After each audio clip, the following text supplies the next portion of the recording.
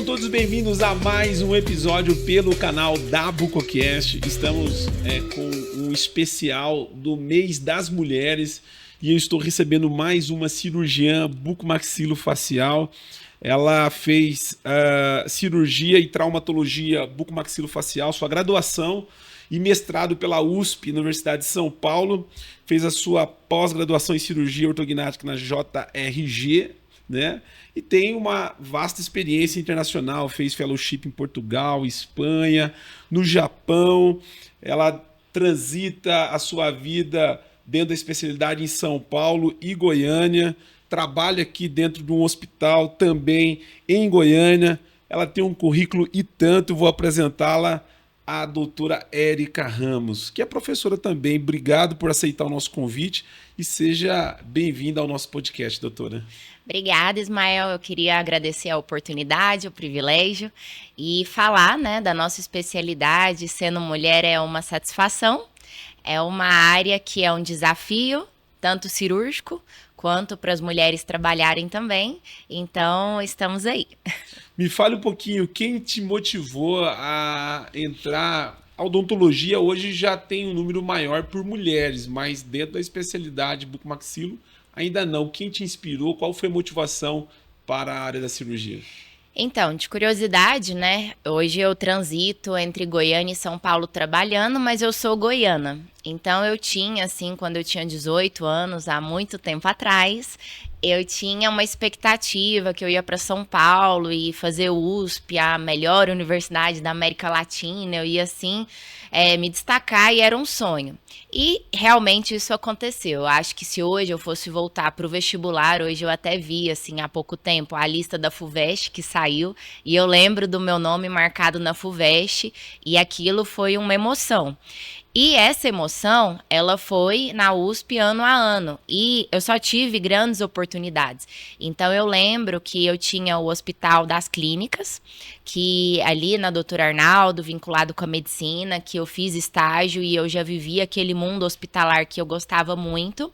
Tinha o Hospital Universitário, que era do lado da Odonto, na cidade universitária. Então o ambiente da Odonto, da USP, me motivou através dos estágios. Então eu fui pensando assim, gente, que legal é trabalhar em hospital. E eu tenho essa motivação até hoje. Parece brincadeira, mas eu adoro entrar no hospital, eu adoro operar. Eu acho que a gente, assim, tem uma vida tumultuada, trânsito e tudo. Você entrou no centro cirúrgico, toca até uma música clássica, é um lugar abençoado, né? Eu gosto muito de estar lá. Então foi uma motivação. E a USP também me abriu uma oportunidade de trabalhar numa época com um ambulatório de cirurgia plástica. Então eu trabalhava vendo os cirurgiões plásticos reconstruírem os fissurados, pacientes sindrômicos. E por eu não ser médica, eu sabia que eu não seria cirurgiã plástica. Mas eu pensava, qual especialidade da odonto eu consigo trabalhar com face? Porque eu acho, até hoje, que a cirurgia é muito precisa e muito pontual. Você entrou no centro cirúrgico, operou, resolveu. A gente tem as delongas do pós-operatório, né? O paciente fica casado com a gente um tempinho, mas é um casamento feliz, então tudo dá certo. E eu lembro isso, eu queria, assim, um ambiente hospitalar e a resolução que a cirurgia dá.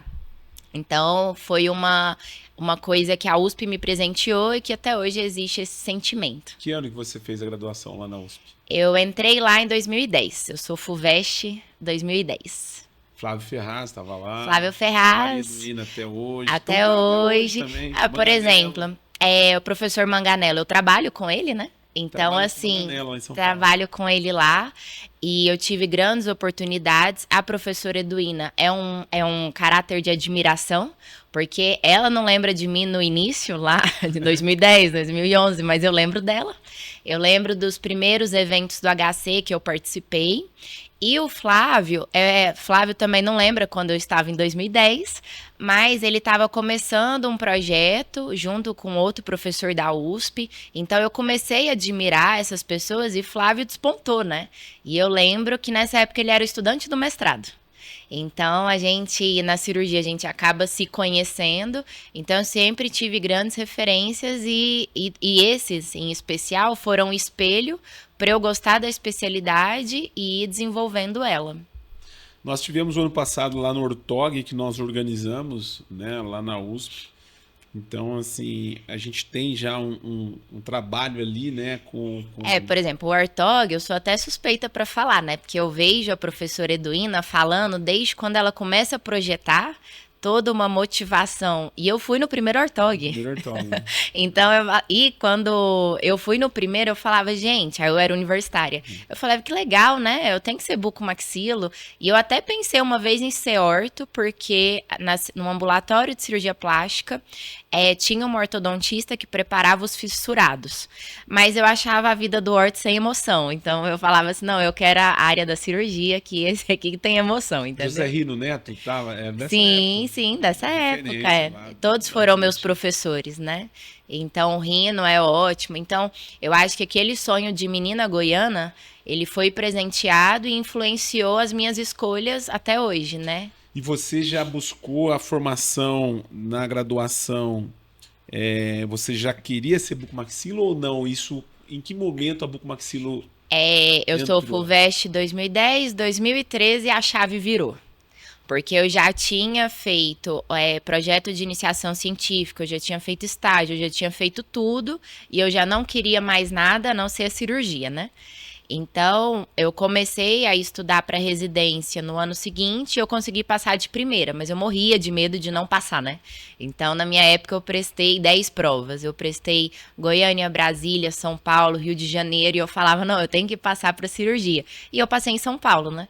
Então, eu gostei bastante e isso foi tudo se ajustando, mas até foi um impulso pensar que de toda a odonto, o que eu mais gostava era cirurgia. Então, na hora de estudar, aí eu brinco, né? Na hora de fazer a prova de residência e marcar o X na hora certa, eu marquei o X certo da vida, né? Porque hoje eu olho para trás e realmente foi muito bom. Então, eu já fui, quando a chave virou, na graduação eu já sabia o que eu queria ser.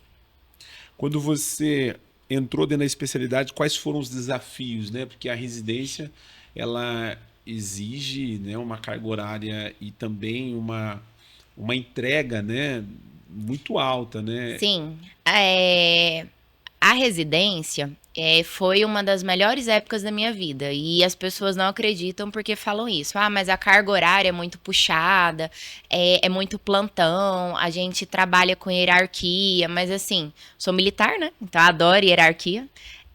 Sou disciplinada, então na residência eu já era muito disciplinada. A única dificuldade que eu tive foi que quando eu cheguei, eu era mais jovem, era a R1. Eu era a única mulher da equipe. E os meus R+, e meu R igual, eu gosto muito, assim, de todos eles. E todos eles me ensinaram bastante. Então, nós éramos uma equipe de 6, eu era a única mulher. Os 5 são homens diferentes, pessoas diferentes. Mas com cada um eu peguei uma característica boa. Então, eles me formaram, né? A dificuldade no início era... Acho que apesar de eu conhecer a especialidade, era muita informação para um R1. Mas eu lembro que, respeitando eles e os meus chefes, e eu tive bons chefes, eu consegui entrar na linha. Então, eu era uma boa R1, muito dedicada, muito disciplinada, e eles já me davam oportunidades para operar. Então, logo eu fui entrando no contexto da especialidade. Então, assim, todos os obstáculos eu vi o lado positivo e eu transformei em oportunidades. Quando eles falavam, não, hoje você não opera porque você é R1. Aí eu estudava. Aí eu ia para um congresso. Aí quando falava, não, hoje você opera porque a gente está ocupado e você é o R1. Então, tudo eu transformava, né? Então, não foi difícil. Foi, para mim, os melhores 3 anos da especialidade. Quem era o chefe da residência lá na época? Era o Dr. Basílio, ainda é, né? Ainda é. Ele é o Hospital Municipal do Campo Limpo. Então, na nossa época, a gente tinha um ensino em parceria com a USP. A maioria dos docentes, dos preceptores eram da USP, mas o coordenador era o Dr. Basílio. Então, ele ainda é o coordenador e é um ótimo chefe. Um campo de guerra, né? Porque recebia pacientes de todo O tipo. Campo Limpo é um hospital que eu acho que é muito cheio, mas dá conta da demanda e é bem resolutivo. Então, foi um grande hospital escola, assim. Como que você vê a preparação do residente dentro do hospital para cirurgias eletivas como cirurgia ortognática, cirurgia de ATM, essa base, como que você enxerga isso? Na minha época, a gente tinha a base do trauma, que é a escola principal, né, para qualquer outro tipo de cirurgia. Então, eu sou da velha guarda, porque eu penso que quem sabe fazer trauma sabe fazer tudo, né? Então, ele tem uma mão cirúrgica muito boa. Então, a grande formação num hospital público que tem o SUS como uma porta de entrada para o paciente é ele saber operar todo tipo de trauma e procurar. Não é, a gente não consegue, às vezes, garantir no hospital todas as áreas, igual ortognática, TM, mas ele procurar, às vezes, algum preceptor, algum chefe que tenha um serviço a mais, complementar, para completar a própria especialidade, né? Então, eu digo assim, o serviço público de trauma é ótimo para qualquer cirurgião aprender a fazer tudo. Porque quem sabe fazer trauma sabe fazer tudo na especialidade. Depois, ele é um cirurgião refinado. Até hoje eu refino, né? Às vezes eu vou para fora e eu quero ver uma técnica diferente. Eu sou professora, mas às vezes eu sou aluna. Então eu acho que assim, a gente nunca para. Mas o hospital da residência, ele dá conta de te dar todo o suporte para você ser um bom cirurgião. E a técnica você vai refinando. Às vezes você, por exemplo, eu fiz um ano de fellow na cirurgia ortognática na JRG, com o professor João Gonçalves. Mas muitas coisas eu já sabia porque eu já operava ortognática na residência. Então, eu refinei a técnica e fui melhorando, né? Então, eu acho que é isso. O programa de residência contempla. Hoje você tem uma vida como mulher aqui, pelo que você tem esse no seu currículo, bem agitada, né? Você tem a vida Sim, São Paulo, Goiânia, faz parte do corpo clínico do Hospital Sírio-Libanês, é sim. tenente, né, do Exército Brasileiro. É, como que você vê a mulher dentro da especialidade, né? A crescente, a posição da mulher dentro da especialidade? A mulher, ela é muito importante para a especialidade no sentido que a gente tem uma energia diferente do homem, né? Então, assim, eu nunca quis me igualar aos meus colegas homens, mas eu sempre quis ter as mesmas oportunidades que ele. Então, não acho que o gênero vai segregar. Eu acho que, por exemplo, a mulher é mais organizada, mais proativa, ela é mais resolutiva com algumas coisas que pode agregar na equipe, né? E às vezes um homem, ele às vezes é proativo, mas não é a mesma proatividade feminina. Então eu acho que se complementam. Eu acho que a energia feminina e masculina se complementam e dá tudo certo. Então, assim, eu acho que hoje existe muito feminismo, né? Ah, vamos fazer só as mulheres. Não, eu acho assim, é bom trabalhar todo mundo igual, todo mundo bem, se complementando. Então, eu acho que a mulher no mercado de trabalho, a mulher na cirurgia, ela veio para complementar da maneira positiva e para ter as mesmas oportunidades. Eu acho que não é para segregar, né? Nem só as mulheres, nem só os homens. Eu acho que o que vale é o bom profissional, independente do gênero dele. E a gente, com características femininas, a gente é mais doce, mais meiga, mais organizada, proativa, eu acho que agrega para a equipe. Às vezes a gente tem mais facilidade com diálogo, então uma equipe que eu vivi isso na residência, só homens no início, às vezes eu precisava pontuar, acho que um diálogo é legal, vamos resolver esse slide diferente, vamos organizar de uma outra maneira. Então acho que as boas características femininas sempre agregam. E eu nunca tive preconceito, né? Então eu vejo que a mulher ela conseguiu entrar no mercado de trabalho, entrar na bucomaxilo pela porta da frente, trabalhando pelas características de um bom profissional. Eu acho que ela é mulher, ele é homem, acho que não existe bem isso. Acho que existe o bom profissional. Para quem é bom, sempre vai ter as oportunidades. Você nunca teve nenhum tipo de preconceito com relação a doutora Érica, no sentido de ser Não. cirurgiã bucomaxilo? Nunca tive preconceito, pelo contrário. No meu consultório, eu já ganhei pacientes que relataram: doutora, parece que você tem mais paciência que fulano. E eu não tenho mais paciência. É porque eu sou com uma característica mais feminina e fulano não é. Então, acabou que ele teve mais empatia pela minha figura, que às vezes pode ser por ser mulher, né? Então, assim, eu nunca tive preconceito, eu tive piadas. Então, por exemplo, um apelido que eu tenho até hoje eu sou baixinha, eu sou mulher, é doutorinha, né? E pra mim é uma piada, mas é um apelido carinhoso, né? Mas eu acostumei, eu acho que é até legal. Tipo, vem aí a doutorinha. Eu nunca vi como pejorativo. Eu falei, porque eu sou baixinha, então tá tudo bem, né? Você consegue levar isso de uma maneira muito tranquila, né? E eu acho que é no sentido de... É como você se vê, né? Como você Sim, se sim. enxerga. Então, assim, talvez se eu fosse feminista, falar assim, doutorinha, é pejorativo, não quero que me chame assim. Não, eu soube ver como um carinho, né? Então, e até por ironia do destino, no ambiente militar, eu lido com homens muito mais que mulheres. E eu também nunca tive preconceito. Acho que todos sabem respeitar. Então, eu acredito muito assim na boa postura profissional, independente do gênero. Então, você é bom, você mostra seu trabalho, as portas vão se abrindo, né? Como tenente, qual que é o seu papel dentro da área militar? Eu sou oficial, então o oficial ele tem algumas medidas de comando. Eu atuo na minha área, que é a cirurgia bucomaxilo, isso, ambulatório, centro cirúrgico, eletivas. Então, assim, eu não exerço clínico, eu exerço a própria especialidade. Mas, às vezes, eu sou chefe de equipe, às vezes eu tenho demandas administrativas militares.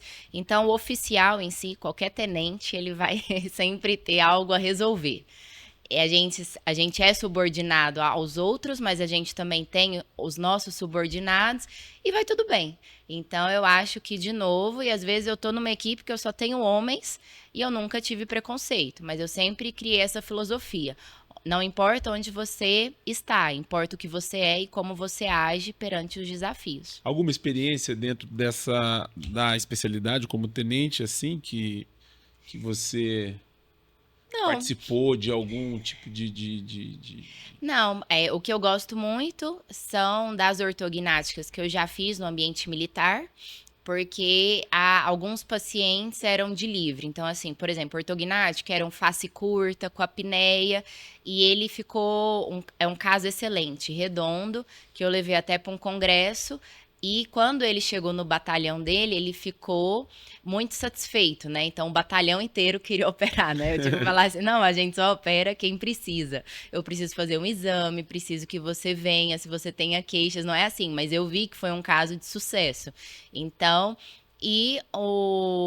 então, todos os meus pacientes militares que foram mais desafiadores, no ponto de vista de ortognática, eu tive bons resultados. E aí eu tive boa fama nos batalhões, né? Então, isso para mim foi uma gratificação, né?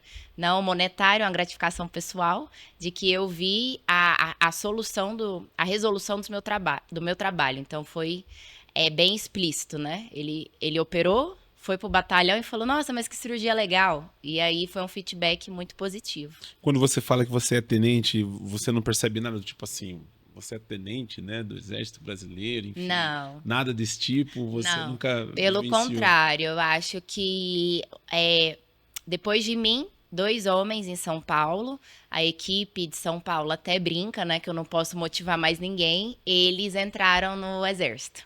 Legal. E foi uma motivação para eles. Depois que eles viram a minha atuação, eles gostaram da força e se tornou um exemplo. Então, assim, eu acho que eu nunca sofri nada de repressão, não, pelo contrário. Eu vi aqui no seu currículo que você tem um fellowship no Japão. Eu normalmente peço, né, um mini currículo dos meus entrevistados. Eu ainda não conheci ninguém, eu pelo menos nunca vi Sim. num currículo. É comum esse fellowship? Eu queria que você me falasse também se você tem outros colegas brasileiros que fizeram esse fellow, como Sim. que é isso? O fellow no Japão, ele não é tão divulgado para nós ocidentais, né? Então, por exemplo, quando eu estive lá no hospital universitário, na Universidade Okayama, todo mundo ou era americano, europeu, ou era egípcio, era mais próximo do que nós brasileiros, né? Então, acho que assim, pela distância de país, não é divulgado e também é uma parceria que quando ela é feita, não é tão ampla igual as universidades americanas. Porém, foi uma oportunidade feita pela USP. Então, a USP tinha um contrato bem certinho com o consulado japonês, com a universidade. Então, ali eu tive vários brasileiros, vou chutar um número de mais de 10, que fizeram também o fellow na Universidade de Okayama.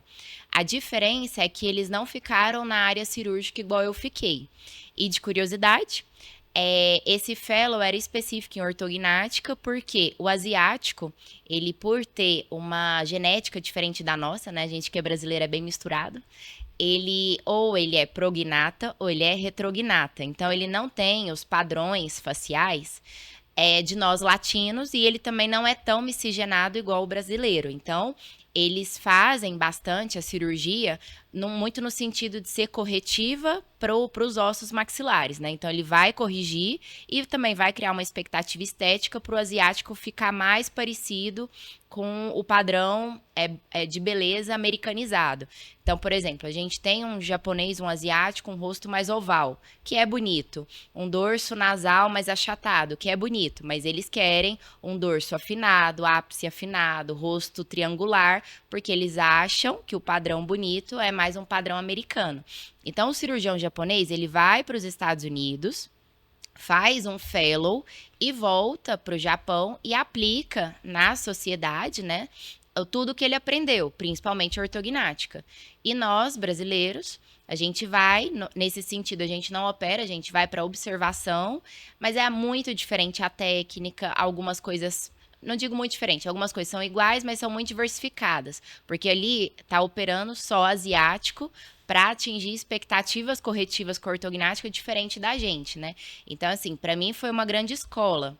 E morar lá também foi uma grande experiência de vida. Foi tanto na área profissional muito legal, porque eu nunca vi tanta ortognática e numa população X, com características X, para corrigir defeito X. O que foi bom, porque eu vivo num país miscigenado. Resumindo, aqui é mais difícil para você atender a expectativa dos pacientes. É mais difícil. É mais difícil, é mais difícil. Porque cada um tem cada um é uma de um referência, jeito, cada um é de um jeito. Cada um vem de uma etnia. Então, às vezes, eles querem seguir um padrão americanizado, mas não dá para todo brasileiro ser igual, porque a gente é diferente. Mas foi muito legal. Top. Me fale aí, quais são as áreas que você navega dentro da especialidade? Todas. Desde o consultório, de uma biópsia, de um implante, de um siso, até a cirurgia do trauma, que eu trabalho como plantonista, preceptora, ortognática, ATM, tudo, né? Reconstruções. Então, assim, para dizer todas, exceto a harmonização. Eu não faço, no sentido que não deu tempo, eu tô com a agenda cheia. Trabalhando, mas daqui a pouco vai chegar também a harmonização. E dentro dessas áreas, qual área que você é mais apaixonada, porque você tem uma área que você se dedica mais, né? Sim. Eu gosto do trauma, da ortognática e da TM. A que eu mais me dedico, ortognática e TM, eu gosto igual, né? De todas, assim, eu gosto igual. E eu acho que a que eu mais tenho de me destacado pelo perfil de paciente na TM. Mas eu opero todas as áreas da especialidade. Dentro das cirurgias de ATM, qual que é a área que você... Porque dentro da ATM também depois tem um outro leque. Né? Tem um outro leque. Artroscopia e bloqueio para dor. Artroscopia e bloqueio para dor. Sim. Você sabe que essa área da artroscopia, quando eu comecei a fazer podcast, eu ainda tenho, mas é uma área que, quando eu assisto eventos, congresso, eu fico ali como aluno, sabe? Tentando aprender... Para chegar nessa hora aqui, a gente fazer esse bate-papo. Então, eu entrevistei algumas referências já em cirurgia de ATM, como o professor Dr. Fábio Sato, Dr. Luciano Del Santo, que estão dentro dos congressos, enfim, tantos outros nomes que tem aí dentro das cirurgias de ATM. E eu tenho uma dificuldade de entender esse tema, porque é uma variação de técnicas. Quando você fala em artroscopia, por exemplo, eu já vou lhe fazer a pergunta... Tem a técnica de McCain, Yang, tem o Fábio Sato, tem uma técnica. Me fale aí, como que você escolhe a técnica que você vai indicar para o tratamento desse paciente? Com qual técnica você se identifica? São várias perguntas assim. Sim. Não, assim, eu acho, Ismael, não é só você que tem essas dúvidas, né? Eu acho que o próprio paciente e o próprio cirurgião também tem. E eu tenho até uma explicação. É porque é uma cirurgia fechada. Então, a cirurgia fechada, na nossa área, ela é como se fosse um dos últimos pilares que o cirurgião vai dedicar o seu treinamento. E até pela questão de, por exemplo, no SUS, a gente lida com licitação, com pregão. Às vezes não tem contemplado em todo hospital e escola uma ótica disponível, é um material que é mais friável, ele pode ter complicações na hora técnica que você não consegue um reparo. Então, eu acho que assim, até a própria estrutura do hospital e escola deixa a cirurgia fechada para um pouco depois. Então, se formou isso no passado, se formou muito cirurgião para cirurgia aberta e depois que começou a divulgar a técnica da fechada. Para o paciente, quando a gente escolhe, primeiro, a artroscopia, para ser resumida, ela tem 3 níveis, né? O nível 1, 2 e 3. E o nível 1, que é simples e a gente já aprende há muito tempo, que é similar a uma artrocentese, você faz uma lise e lavagem. Então, no mínimo, ele é um diagnóstico. Quando ele é um diagnóstico, você, a partir daquele momento, começa a indicar para o paciente o que você está vendo. Então, assim, a gente entra na cirurgia com planejamento pronto, no sentido de que vai fazer a sutura do disco via artroscópio, ou vai fazer o acompanhamento depois, vai colocar as medicações intra-articulares, vai fazer McKen ou Young, vai ter a estrutura do portal de entrada vai ser diferente, mas isso a gente já entra programado. Mas você, quando se depara com a patologia pelo vídeo, é que você define o que realmente vai fazer. Então, por exemplo, a gente tem 4 situações que a gente sempre vê numa artroscopia que o paciente tem uma patologia mais avançada, que o que seria? Uma sinovite, que é um processo inflamatório. Aderência, que é como se fosse umas fibras que são fora da estrutura anatômica. Perfuração discal, se for um disco mais condenado a isso, ou um posicionamento do disco errado, ou uma condromalácia, que são patologias específicas. Você, Ismael, só vê isso na hora que você está operando, pelo vídeo. Não existe, pela ressonância, você falar, doutora, esse paciente tem uma sinovite. Eu espero que tenha, no sentido que se ele tem dor, ele tem um processo inflamatório. Mas essas patologias, elas são filmadas, então eu só consigo ver nessa hora. E aí eu decido, agora que eu fiz o diagnóstico filmado, estou vendo, eu vou fazer uma técnica 2, que é fazer uma ablação, diminuir o processo inflamatório da sinovite, remover as aderências, fazer uma posição de disco, fazer as medicações intra-articulares. Então, a gente só define para o paciente, apesar de entrar no centro cirúrgico sabendo o que vai fazer, mas a gente só define toda a técnica quando vê o vídeo. E eu até brinco com os alunos. E se você não estiver enxergando nada, então você, no mínimo, só está fazendo o nível 1, porque é uma técnica que você tem que enxergar, né? Você tem que ver todas as estruturas para você saber direcionar a cirurgia por vídeo. Você tem uma referência, por exemplo, dentro das cirurgias de ATM, alguém que você se identifica mais? Quem me ensinou.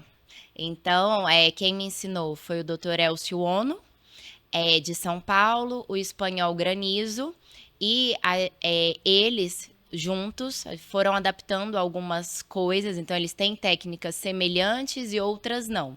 Então, eu fui aprendendo com cada um o passo a passo da artroscopia para eles serem minhas referências, né?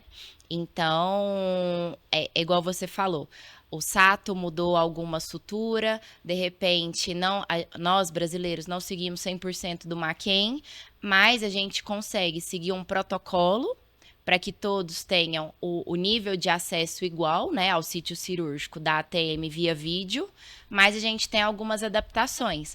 E essas adaptações eu aprendi com as minhas referências, que foi o professor espanhol e o Dr. Elcio Ono. O Dr. Elcio, ele faz parte da equipe do Auxílio? Sim. Ele faz parte do Auxílio. Eu entrevistei ele em São Paulo e entrevistei também o grande nome Dr. Rafael Granizo. Sim. O homem é fera demais, hein? Sim. Doutora,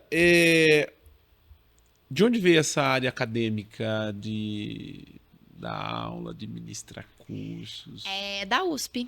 A USP é uma grande escola. Mas dentro da sua vivência do dia a dia, pai, mãe, quem te inspirou, tem alguma referência de Não, entrar nessa área acadêmica? Ou não. você lá na USP disse assim, cara, eu quero dar aula também, eu É, quero ser sim, reconhecida como sim. professora? Os meus pais trabalham em outra área, né?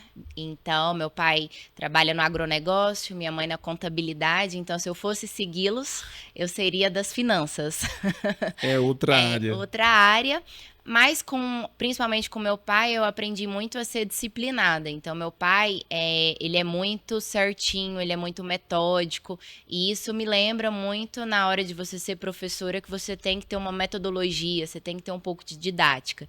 Só que a USP, por ser uma grande escola, eu via meus professores sendo bons, incentivando os outros a serem professores, ou no mínimo fazer uma pós-graduação. Então, e eles iam escalonando a gente. Então, eu fiz iniciação científica, eu fiz um mestrado. Então, essa escadinha foi ajudando a eu desenvolver a empatia com a docência. E de todas as áreas, eu gosto muito do residente, porque eu fui um deles. Então, eu acho que já é uma didática, um ensino muito aplicado à prática. Então, a gente sente, você vê, né, o residente crescer, ou até outros colegas, você vê que ensinar um cirurgião é muito bom, porque nós somos colegas, então acaba que eles me ensinam também e a gente troca uma experiência bem legal.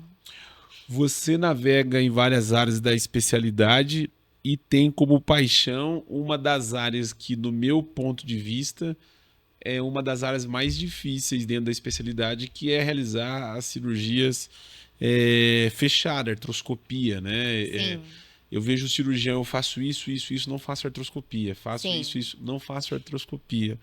É, a curva de aprendizado ela é longa, né? é. Qual foi a sua... Por que você disse, eu vou investir também nessa área, vou me destacar nessa área? Porque o paciente era muito incidente. Então, assim, o paciente chegava com dor articular, com mau posicionamento de disco, com um exame de ressonância, e eu não tinha como responder para esse paciente que eu não tinha o que fazer, né? Então, eu fui ter nessa vivência porque eu falava, nossa, coitado do paciente, né? Ele sofre mesmo, é uma especialidade, uma área da especialidade que a gente mexe muito com dor. Então, eu pegava aquele sofrimento e falava, não, alguma coisa tem que resolver. Então, eu fui para a área de ATM, eu tive o incentivo do Dr. Elcio, principalmente na época, e esse primeiro passo de ver que a doença é prevalente, eu tenho muito paciente desse tipo de patologia, mas eu preciso ajudá-lo, né?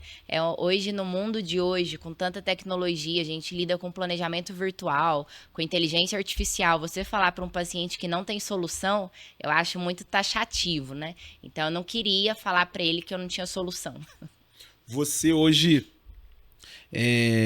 tem seu tempo dividido em Goiânia e São Paulo, clínica, hospital, hospital público, Sim, e a parte acadêmica ainda, né? Que você é sim, preceptora. sim. Como que você vê a presença da mulher, né? Falando agora do mês das mulheres, essa evolução em várias áreas, né? Essa presença Eu da acho mulher. que a presença aumentou muito. Então, hoje a gente vê muito mais o ingresso das mulheres, tanto na hora da residência. Antes a gente não via tantas mulheres sendo residentes, eram mais os homens. Então, eu acho que uma mulher foi incentivando a outra e foi tornando talvez uma inspiração de falar, olha, é uma área prevalente para o homem, mas eu tô vendo que tem a doutora X, Y e que elas se destacaram por méritos, quero ser igual, né?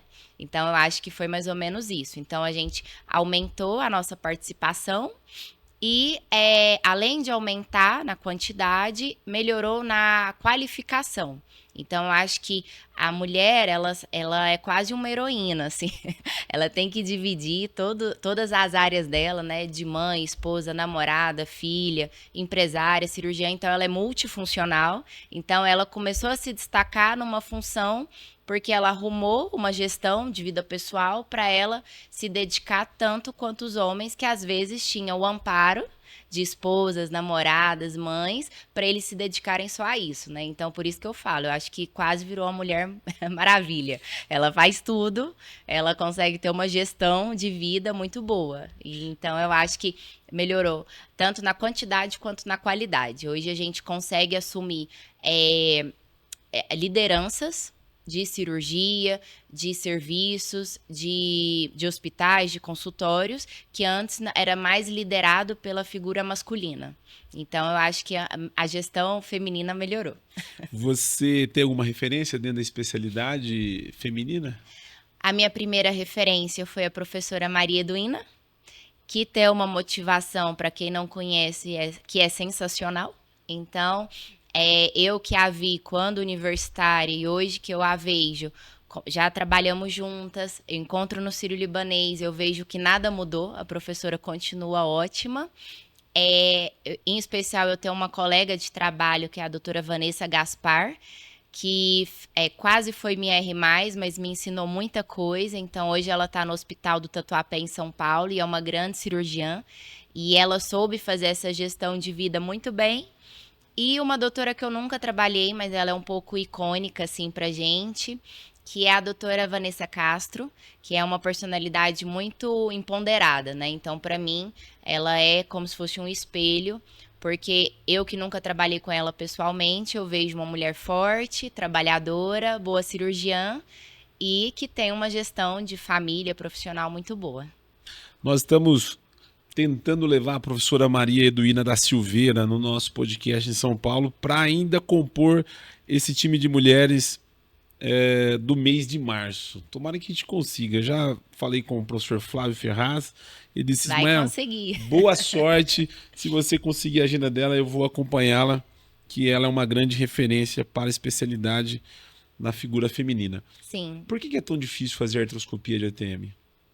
Porque você demora a aprender. Então, se você nunca aprende, você nunca evolui, né?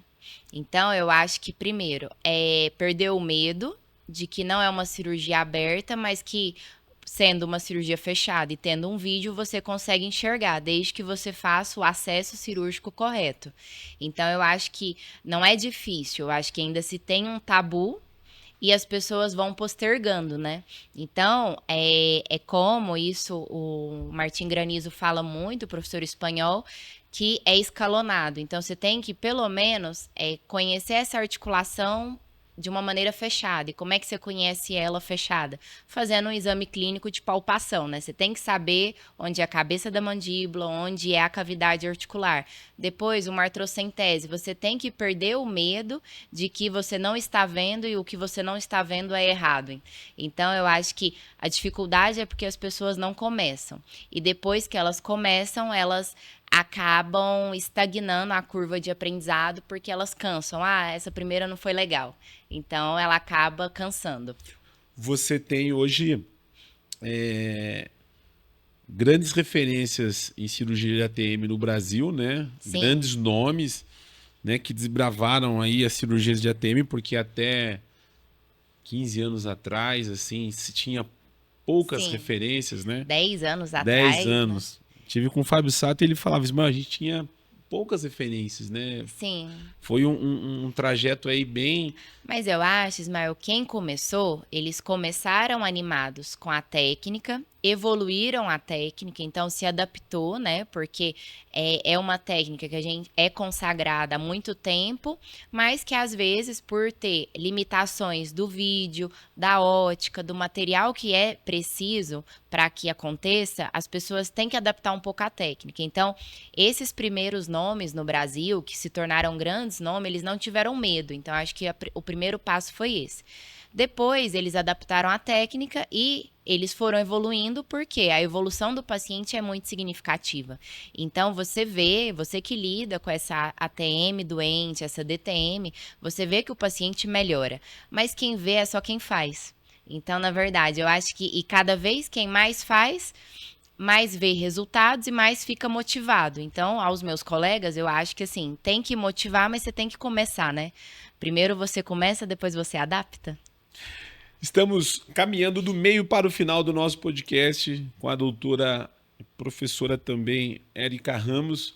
Você que ainda não é inscrito no nosso canal da Bucocast, vai lá, se inscreva no nosso canal, né? E também acione o sininho lá para as notificações e o nosso Instagram. Passamos dos 10 mil seguidores essa semana. Vamos preparar uma festa aí dos 10 mil seguidores dentro da bucomaxilo, dentro da área da cirurgia. Esse número é muito importante. Fazer um agradecimento especial aqui à Traumec, que tem nos apoiado, né, o projeto, a educação continuada da Bucocast. Então, ao Paulo e ao César Carital, nosso muito obrigado. Estamos colocando aqui o QR Code da Traumec também, para você que ainda não conhece essa fábrica que é maravilhosa, recebeu o contato aí de um dos representantes. E nosso muito obrigado também à Dinâmica, né? Ao Ulisses, ao Diego, que nos proporcionaram esse podcast. Sim. Você vai voltar em São Paulo ainda gravar um podcast comigo e deixar uma aula lá no nosso Bucocast Academy, que nós lançamos recentemente. Aula de 20, 25 minutos. Para colaborar aí com os nossos alunos de graduação. E então, numa próxima oportunidade, você vai, como você está em São Paulo, né? Então vai ser tranquilo. Como eu estou na ponte aérea, Você está na ponte aérea, Goiânia e São Paulo, vai retornar com certeza. Doutora, estamos nos finalmente, mas eu quero aqui ainda fazer algumas perguntas a você. Cirurgia ortognática juntamente com cirurgia de ATM, né? Quando você tem a indicação das duas cirurgias. Como você faz? Você faz as cirurgias juntas ou você faz separadas? Juntas e não é artroscopia. Não é artroscopia, é uma cirurgia de prótese. Isso, prótese, disco. Perfeito. E é até engraçado, Ismael, que muitas pessoas falam, mas o paciente tem uma dorzinha em uma das articulações, eu posso insuflar a articulação, colocar uma medicação, melhorar a estrutura para não doer? Não. Então, assim, não, você não pode fazer isso, porque a gente tem um grande problema que é mudar a posição condilar. E eu tô com uma cirurgia ortognática que eu preciso exatamente garantir a posição condilar. Então, por que a gente faz junto, né? Por exemplo, uma ortognática e uma discopexia, porque eu vou fazer uma estabilização da correção com a cirurgia ortognática de maxila e mandíbula e eu vou ter um disco mal posicionado, com luxação, deslocado para anterior, que pode atrapalhar o meu resultado de oclusão estabelecido na ortognática. Então, a gente faz uma discopexia, coloca o disco na posição normal dele, né? Normoposicionada, principalmente se ele tiver uma posição para anterior, e garante que a cirurgia ortognática ficou com uma estabilidade sem ter nenhum tipo de alteração condilar. Então, nesse raciocínio de eu garantir a estabilidade do disco e no côndilo, eu não posso insuflar ele com nenhum tipo de medicamento, artroscopia, não posso fazer nada, né? Eu preciso que ele esteja com uma cápsula sem alteração de volume, para eu não ter alteração da posição antero-posterior, da frente para trás desse disco, porque senão eu perco toda a minha cirurgia ortognática. Quando é prótese? Prótese também, né? Prótese a gente faz, mas tem indicações precisas, mas faz junto com a ortognática também. Perfeito. Eu queria que você falasse sobre as indicações das cirurgias de ATM, né? Hoje, a literatura diz que o número de pacientes que evolui cirurgicamente, 10%, 15%, um número menor, mas na prática, como que você tem visto isso? A cirurgia de ATM, ela é escalonada. Então, assim, a gente nunca pode indicar uma cirurgia no sentido mais agressiva se você tem a oportunidade de tratar ela de uma forma minimamente invasiva. O que eu quero dizer? Que eu vou ter um paciente com dor, com estalos, com alguma queixa clínica que me indique que essa ATM está alterada. Perante a ressonância magnética junto com o clínico, eu vou fazer a somatória do diagnóstico. Então, por exemplo, eu tenho um disco deslocado para anterior. Aí o que eu quero resolver? Eu quero resolver a posição discal, somente isso, então eu já vou indicar uma cirurgia aberta. Se eu não souber fazer a sutura via artroscópio, porque eu quero resolver a posição discal. Mas nem sempre eu resolvendo a posição discal, eu vou remover a dor desse paciente, porque pode ser uma dor multifatorial ou até neuropática. Então, qual que é meu raciocínio? Eu tenho um exame clínico com estalos, com dor, uma ressonância que me dá a consistência da posição de discos e alterações condilares ou não, e discais, e aí eu vou fazer uma cirurgia com o objetivo de melhorar o processo inflamatório, então pode ser uma artroscopia. Quero só posicionar disco, eu não estou pensando em dor. Eu quero fazer uma cirurgia aberta para posicionamento de disco com âncora, isso. Não, eu já tenho uma alteração que eu não tenho disco. Já tenho uma anquilose, eu tenho uma alteração tumoral, uma alteração mecânica óssea, eu vou resolver com uma prótese. Então, assim, a indicação das cirurgias da TEMI, ela é escalonada. Primeiro, com o diagnóstico, o que eu quero resolver e como eu vou resolver. Porque hoje a TEMI ela é muito vinculada com a dor. E a dor, eu tenho alguns pacientes que é dor neuropática. Então, a dor neuropática, eu não vou resolver com uma cirurgia aberta que eu trate a mecânica óssea de uma alteração de cabeça de côndilo que eu preciso de uma prótese. Será que eu vou fazer o diagnóstico correto? Então, assim, eu preciso organizar o diagnóstico e ter um objetivo do que eu quero fazer. Então, eu quero resolver X. O que é o X? Só posicionar disco. Ou é a sutura via artroscópio, ou é uma cirurgia aberta com a ancoragem. Perfeito. No seu ponto de vista, quais são as evoluções, né, nesses últimos anos das cirurgias de ATM? A evolução é que a cirurgia de vídeo ficou mais indicada e, quando bem indicada, ela resolve sem precisar fazer a cirurgia aberta. E por que isso melhorou? Porque a gente melhorou a tecnologia da ótica, do vídeo, dos kits. Eu lembro que quando eu comecei a fazer artroscopia, a indústria lançava kit toda semana, né? Ah, usa esse, mas de repente o kit não encaixava no trocáter.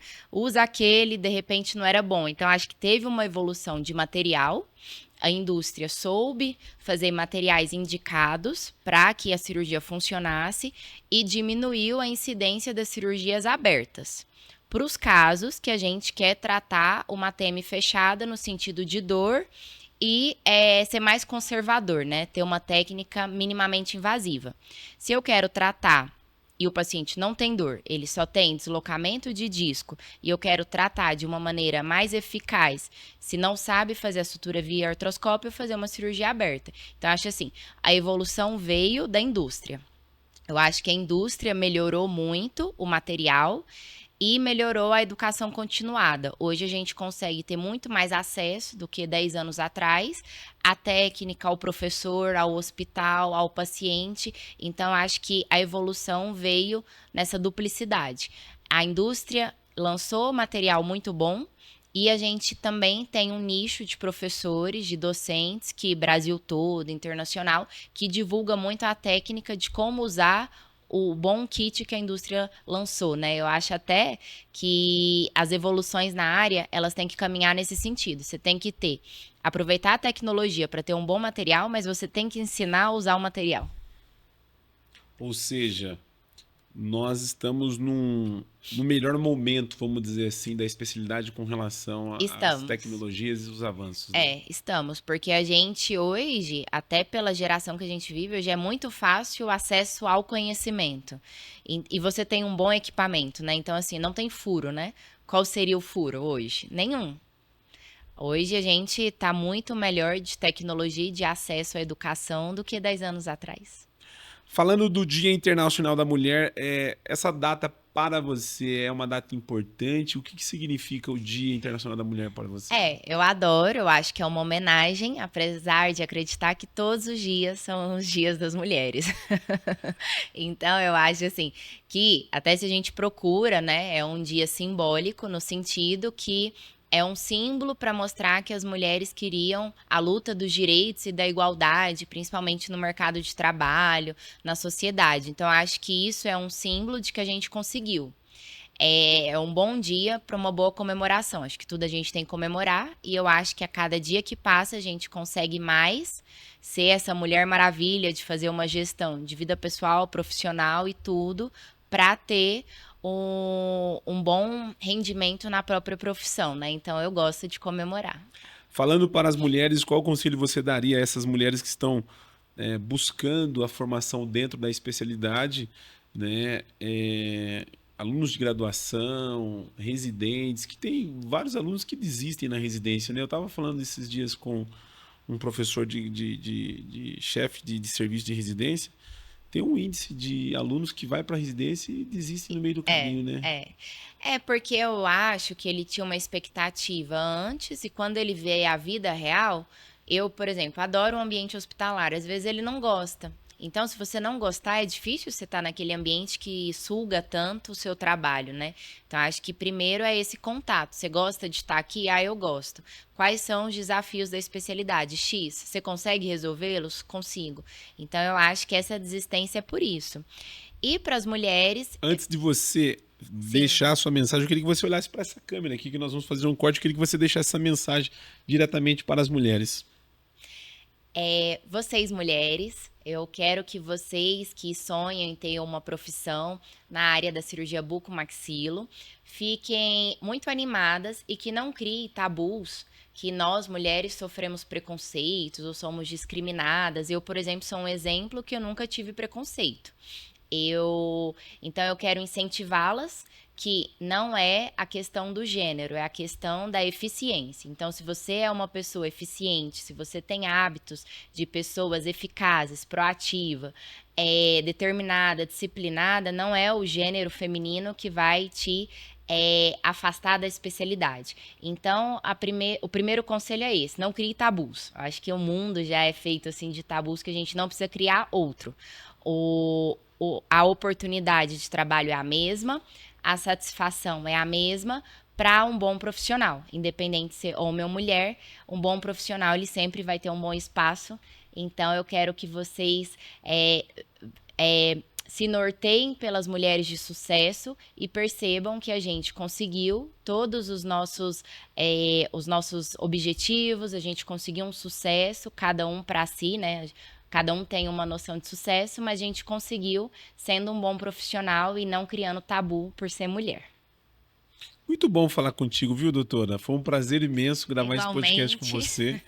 Ainda falando sobre cirurgias de ATM, a gente poderia aprofundar aqui tranquilamente mais 1 hora, tranquilamente, falando só de artroscopia, inclusive, né? Sim. Se falar de ortognática, então, tem que pedir a janta pro Diego ali pra gente ficar aqui falando de ortognática.